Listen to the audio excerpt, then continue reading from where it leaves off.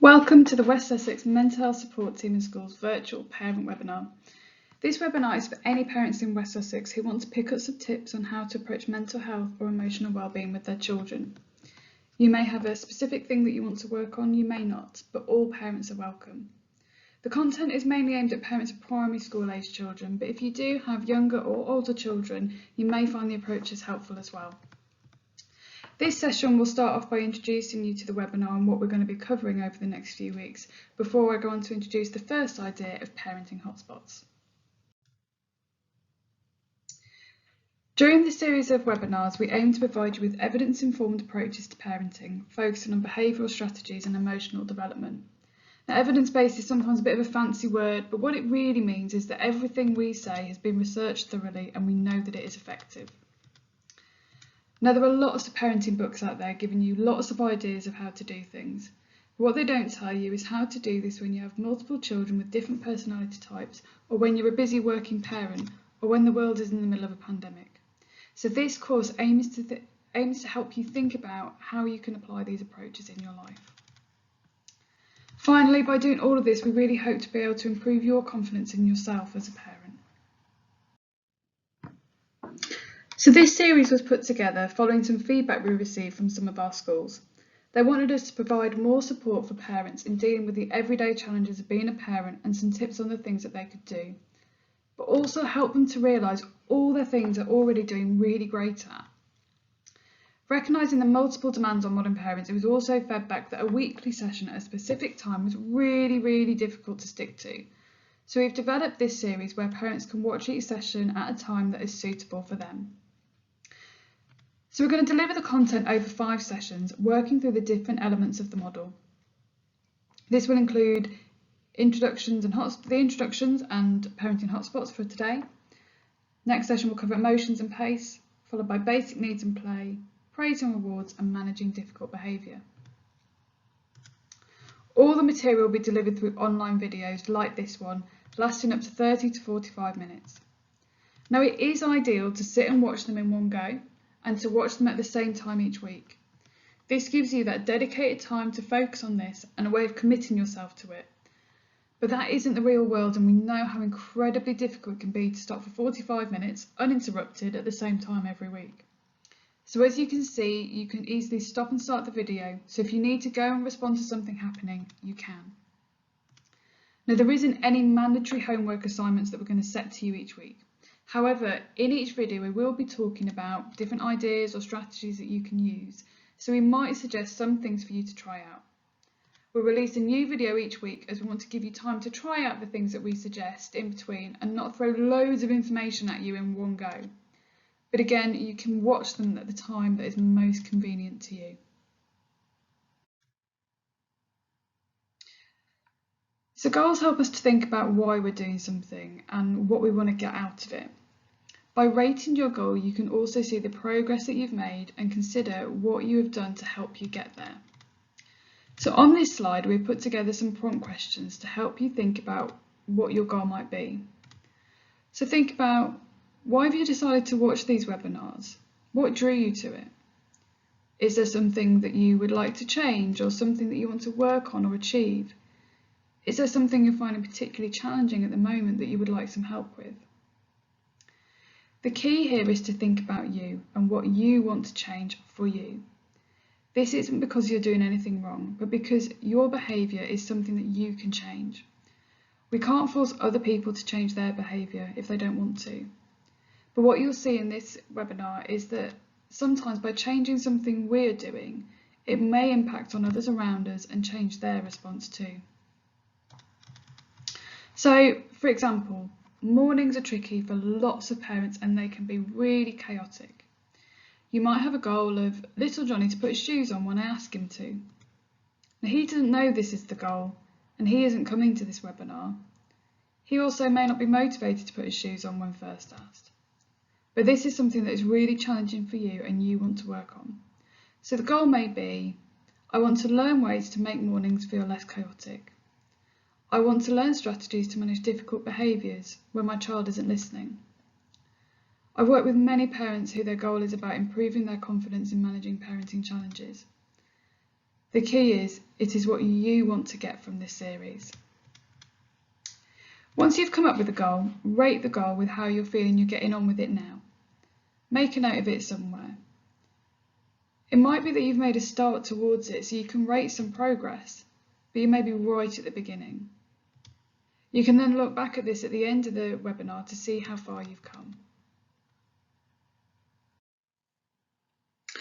So I'm going to introduce to you on this slide a little bit about kind of the model that we're using over the series of these webinars and the kinds of things that we're going to be focusing on over the next few weeks. So we've adapted a programme that's already been run face-to-face and received really good feedback and outcomes.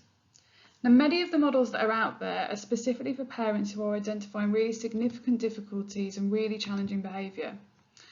Now, we wanted to create something that could help parents who do have a specific thing they want to work on, who do experience challenges in their parenting, but we also wanted to provide something that could be a bit preventative, that can help parents before problems arise, to put things into place early. Now, this model was developed drawing on resources from the main evidence base for parenting programmes. Now, the majority of these programmes focus on kind of behavioural management for those with really significant behaviour problems. We also incorporated a model used by the Flourishing Families Clinic, which takes on these ideas at a lower level, but also incorporates how we manage anxiety, how we think about our relationship with our children, and how we kind of raise confident children. Now, often the models in parenting are presented as a pyramid, suggesting that there's kind of a hierarchical approach, there's something that's more important than something else. We believe this model shows how each of the elements overlap each other and that you need them all to keep that circle together. Without it, it'll just collapse in on itself. So at the heart of our model is emotions. Now, this is about understanding your own emotions and your own responses, as well as understanding your child's emotions. We cover about how to talk about emotions and how to manage emotions when they arise. We'll then go into some of those more traditional approaches, looking at meeting basic needs and play. Now, play is something that many parents, when we raise that, kind of go, "Oh, I really struggle playing with my children. I really don't like some of their play." So what we'll think about is how you might play with different ages of children and how to play with them in certain ways that feels like a positive experience for you as well. We'll then go on to think about praise and rewards and how we can use that to reinforce behaviours we want to see. And then finally, we'll end on limit setting, so how to set limits, set boundaries and manage some of those more challenging behaviours that may arise at times. Now, you may be surprised to see you're doing lots of this stuff already. You're getting it right. But we may also give you some ideas of other things you can try or some things to have to hand if difficulties arise and help you work towards your goals. So part of this course is about how to help children with managing emotions, the centre of that model.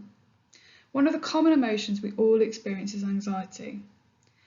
Now, there's been lots of research into child anxiety and hundreds, if not thousands, of papers on it.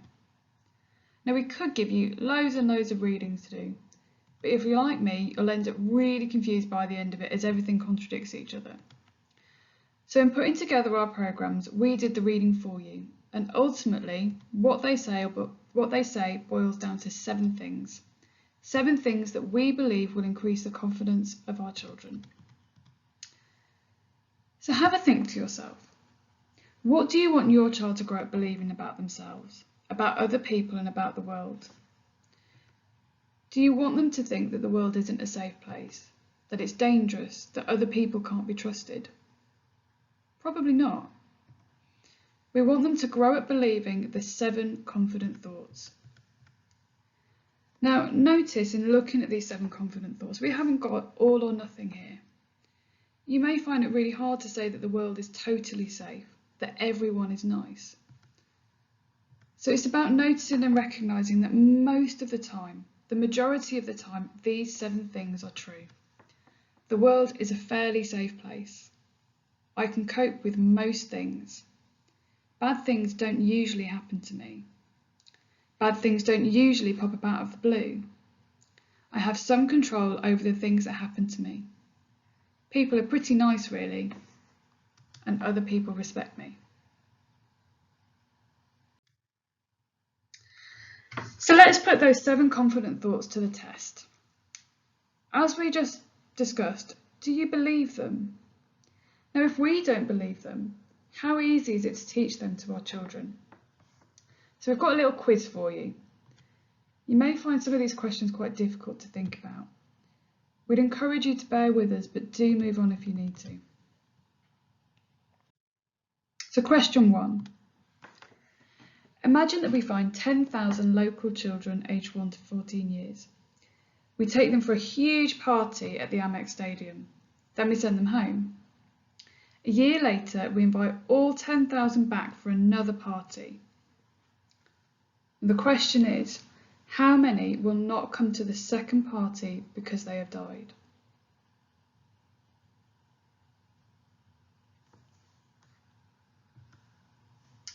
The answer is 1. In Britain, the annual death rate for children aged 1 to 14 is just 1 in 10,000. In most cases, the child who dies will have been a child who was not expected to survive childhood. Now, of course, every child death is a real tragedy, but the fact is that reasonably healthy British children are extremely unlikely to die before they reach adulthood. Now, don't worry if you got this question wrong. Most people do. Most people way overestimate this. Even when this question was presented to a group of GPs, they also overestimated it. Okay, question 2. So of those 10,000 children that we took to that first party at the Amex Stadium, how many will not come back to the second party because they have developed cancer during the year?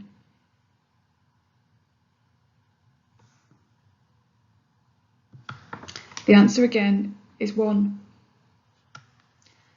Childhood cancer is really, really rare, and around 85% of children who get cancer will survive. Again, the group of GPs that we presented this to were not surprised by this one. Not one of them had ever seen a child with cancer.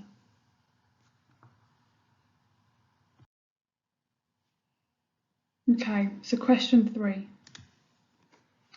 In the past 20 years, what has happened to the rates of violent crime in the UK? Has it gone up by half, stayed the same, or down by half?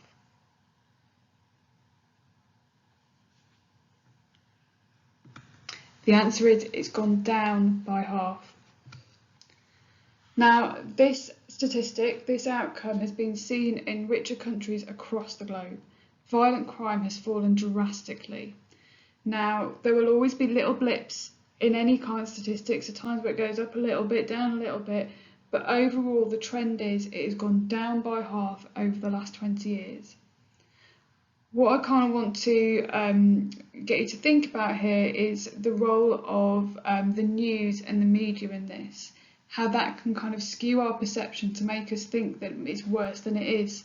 So hold on, that the data is saying it is down by half, really quite significantly. Okay, question 4. What is the risk of a child being kidnapped and not being found alive? So this risk, this statistic here refers to the risk across their childhood.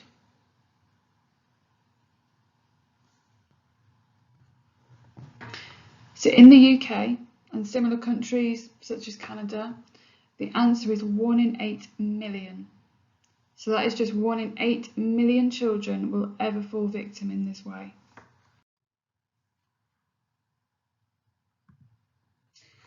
So how many of those did you get right? As I said, when we've presented this to groups of GPs, to people working in these areas, they often overestimate too. So what does it make you think? What we really want you to think about is how many parents based important parenting decisions around these fears. So around the concerns that their child might get sick or their child might get taken. Again, when we've delivered this group before, lots of parents say actually they base a lot of their parenting decisions on the risk that something bad might happen. So what do those decisions do to those 7 confident thoughts? You know, if we don't let a child go out to play because we're worried about the risk of them being taken, what does that do for them learning about how safe the world is, how safe other people are?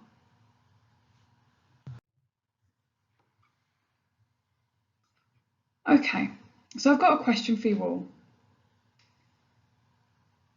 Now, if we're in a group, I'd ask you to put your hand up, but we're doing this on a video. So, in your own room, put your hand up if you do not have a personality. Okay, so my guess is no one put their hand up for that, because everyone has got a personality.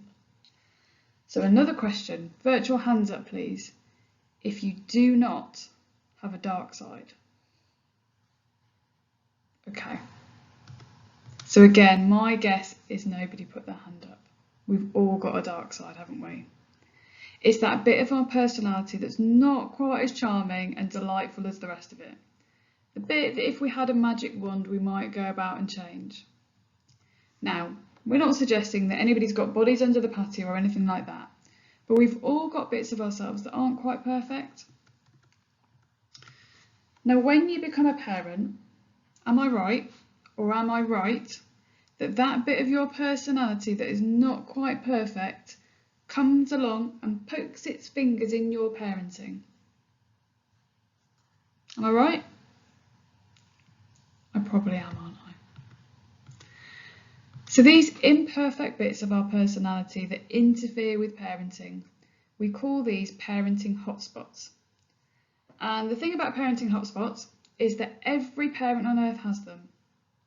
I have them, Vic has them, everyone in our team has them, all of you have them. Super Nanny off the telly has them.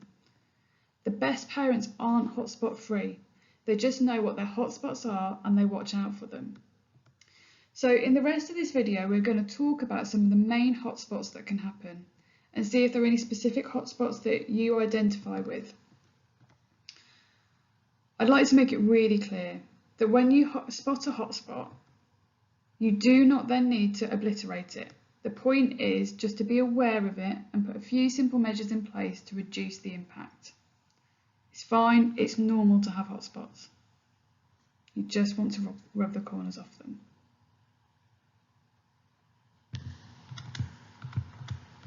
So we're going to cover a few of the most common hotspots we come across to give you some ideas of what they might look like and what you can do about them. But this is just a few and you may notice some different ones for yourself. Okay, so I want you to think about the following scenario. Think of a time when you were having the most fun as a 5 to 7-year-old child. So thinking of that time, were you outside? Were you being supervised by a parent? Now, most commonly parents will say they weren't being supervised, they were outside with their friends having loads and loads of fun. And whilst the parent might have been nearby, they weren't standing over them. So for example, I think of times when I was young, I was lucky I lived on a dead-end road and I used to play out on the street with my neighbours' children. So my mum could look out the window and see me, but as a child I was like, I'm not being supervised and I'm outside having fun. But how do you feel as a parent letting your child aged 5 to 7 play unsupervised outside? So let's try some other scenarios. Have a think about whether you think these scenarios are okay or not. Now, as you reflect on each of these, I want you to think about how these different scenarios might affect a child's view of the world and their experience of the world. Think about those 7 confident thoughts. So the first scenario, a mum will not take her 7-year-old to the playground because she thinks it's too dangerous. Now, in all these scenarios, we're referring to kind of healthy, typically developing children. So is that okay, or is it not okay? A dad will not allow his 13-year-old to go on a sleepover, even to a long-term best friend's house. Dad has met the best friend's family many times and they seem fine.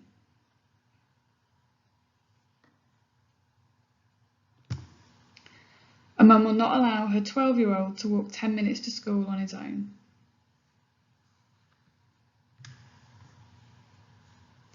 And a dad is really worried about his 9-year-old choking on food, so he chops all her food up into small pieces. Now, there's no right or wrong to these scenarios.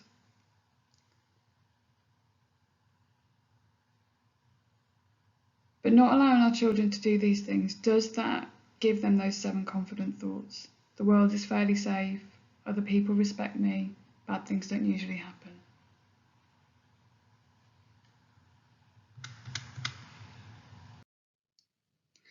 So if you think overprotection is potentially one of your hotspots, that maybe in those previous scenarios that we just talked about, that actually those are things that you might find difficult to do, that actually you might overrepresent some of those fears that we talked about in the quiz. So what could you do to rub the corners of something like overprotection? So firstly, it's not uncommon. Lots of us, as we identified in that quiz, base a lot of our parenting decisions on those fears of something bad happening to our children. So talk to other parents. You might find they have similar concerns, and it might be between you can think about, actually, is that scenario okay? What am I worried about, and is that a realistic worry? You could also talk to professionals who work with children, so for example teachers or somebody at an after school club or an activity that they do, and ask them what they think would be okay. For example, the scenario we gave of the child walking to school on his own or going to the shop for the first time on their own. What age is it okay to do that? There is no right or wrong answer to that, so maybe talking to professionals about, actually, do you think they'd be okay? Is this reasonable? And then another thing is just to ask yourself, if I was a confident parent, what would you do if you were the confident parent you might want to be if you weren't so worried about something bad happening to them?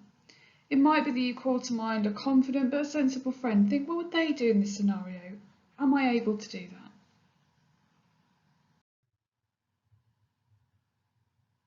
that? Okay. So another one we want to think about is anxiety. Again, this is a really, really common one that comes up for lots and lots of parents.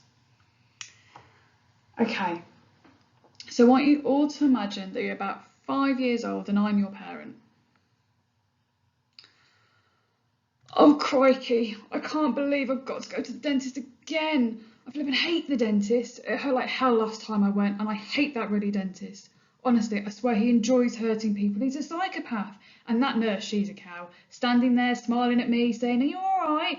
Of course I'm not all right. I'm at the effing dentist. Oh God, I can't do it. I can't do it. Right, I'm not going. Hello, is that the dentist? I'm not coming. Derek, where's the gin?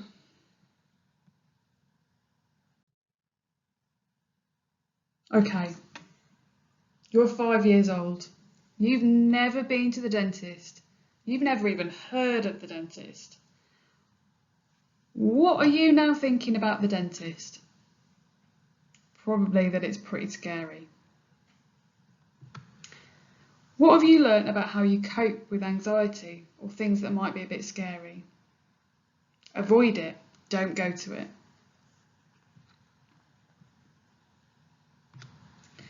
What else have you learnt? Drinking gin is potentially quite helpful. That you can use alcohol to manage anxiety. And how will you react as that 5-year-old child when someone tells you you've got to go to the dentist next week? You're probably going to have a massive tantrum and refuse to go. Now, this might seem like a bit of a dramatised example, and maybe it was a bit of a drama. However, this is a real example that the lady that developed this programme experienced when she was 5 years old. Now, in the world of child anxiety research, we often talk about two types of children, the sensitive child and the water off a duck's back child. Now, that sensitive child has an extra body part, the one we call the stress or the anxiety radar. They can detect stress, anxiety and fear from 100 miles away. Now, the water off a duck's back child, they need it right in front of their face. Those with more sensitive children may notice they have to be a bit more careful about how they model anxiety to their children. Okay, so if you recognise that anxiety is one of your hotspots, then here's a few things that you can do about it. So here, remember Zippy from Rainbow, that really irritating orange space alien type thing from that British 80s TV show. So if you feel something that is scary or frightening or that's going to undermine all your hard work coming out of your mouth, it's time to implement zipper mouth. So you need to take that zip firmly in your right hand and zip it completely shut, not to be reopened until the moment has passed or you're in danger of starving to death. Now, of course, it's really important to make sure that you do talk to somebody about your worries. It's not good to keep it bottled up inside. But this shouldn't be your child. In fact, it should never be when your child is anywhere near, in case they overhear. This is because if you have that sensitive child with that anxiety radar, they'll learn that that thing is something to be scared of. Now, luckily, just as children can learn to fear an object from watching somebody else fear it, they can also learn not to fear it in just the same way. In child anxiety, it's called latent inhibition. So children who are first introduced to a potentially scary stimulus, e.g. dogs, spiders, lifts, dentists, by someone who's not at all scared, learn not to be scared of it too. In fact, this process is so powerful that a child who has had a really nice first exposure to a scary stimulus will find it almost impossible to later acquire that fear. So for example, if dad is terrified of spiders, runs screaming out the room, but mum isn't, and she spent time showing her children spiders and letting them run on her hand, that child is far less likely to catch dad's phobia later on, even if she sees dad becoming really distressed around spiders. So what this means is that if a parent has a significant fear of something, like we say, dogs, spiders, public speaking, buses, whatever it might be, they need to ensure that that child gets lots of extra opportunities to have positive experiences of that thing. So if you're scared of dogs, we'd ask you to find someone else who's happy to play with dogs with the child. It can be anyone, but ideally they should be confident with that thing that the parent is scared of. So happy for dogs to jump on them, lick them, things like that. Have a good relationship with the child. So someone the child that might look up to a bit, such as the other parent, a sibling, uncles, grandparents, close family friend. It's also probably best if in that scenario the fearful parent stays out the way while that person is spending time with them to avoid that kind of unintentional transmission of fear.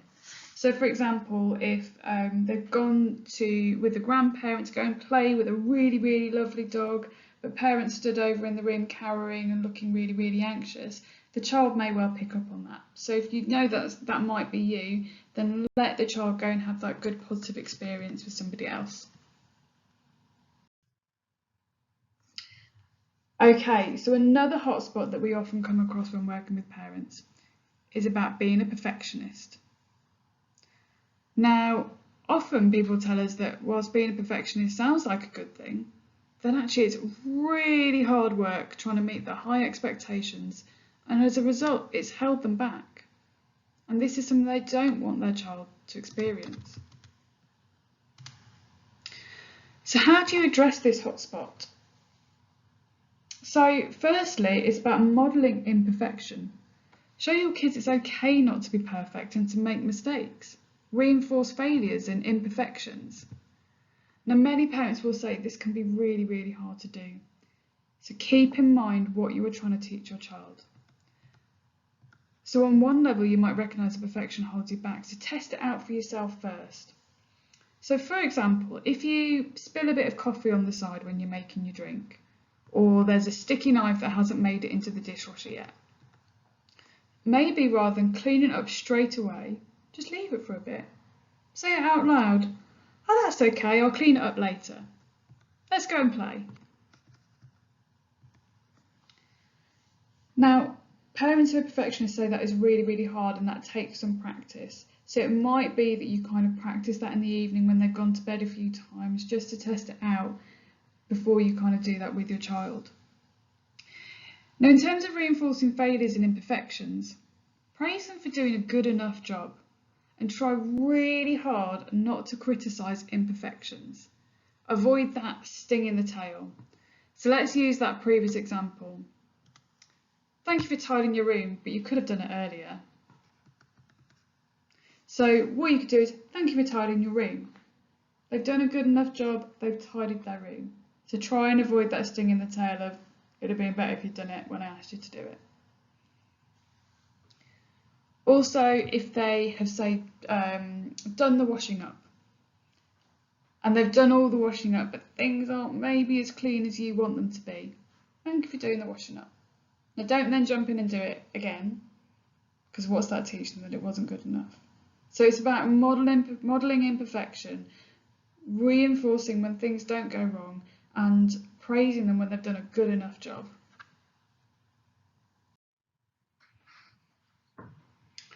Okay, so thank you so much for kind of listening to this first webinar.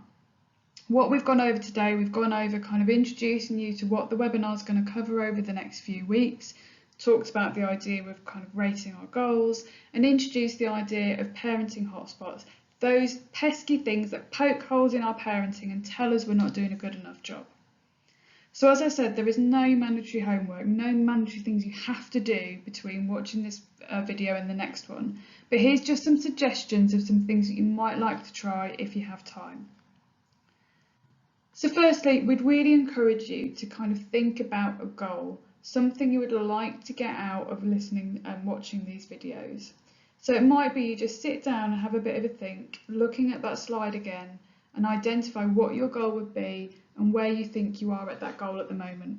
We'll then come back to that at the end of the videos to see whether or not you feel you've made any progress towards that goal.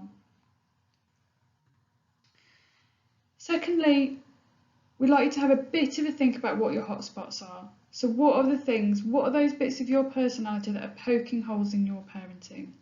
Is it one of the ones that we've talked about, so overprotection, anxiety, or perfectionism, or is there another one that you identify with? Sometimes if you're not sure, it could be talking to others and kind of sharing ideas about what you think those things might be. And once you've identified your hotspots, start to think about what you could do to rub the corners off those hotspots, to kind of just start to reduce the impact they might be having. So again, you could use some of the ideas that we've talked about in the webinar today, or it might be that you come up with some other ideas that you can do.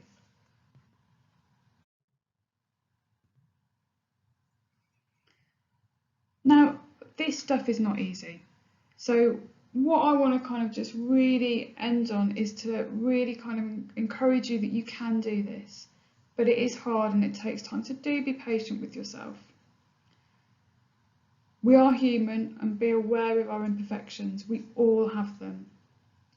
Have a think about those activities that we've suggested if you have time to do them, but being kind to yourself if this week is one of those chaotic weeks where everything else goes out the window. And next week we'll release our next video, which will be on managing emotions. Thank you so much for listening, and we'll see you next week. Bye.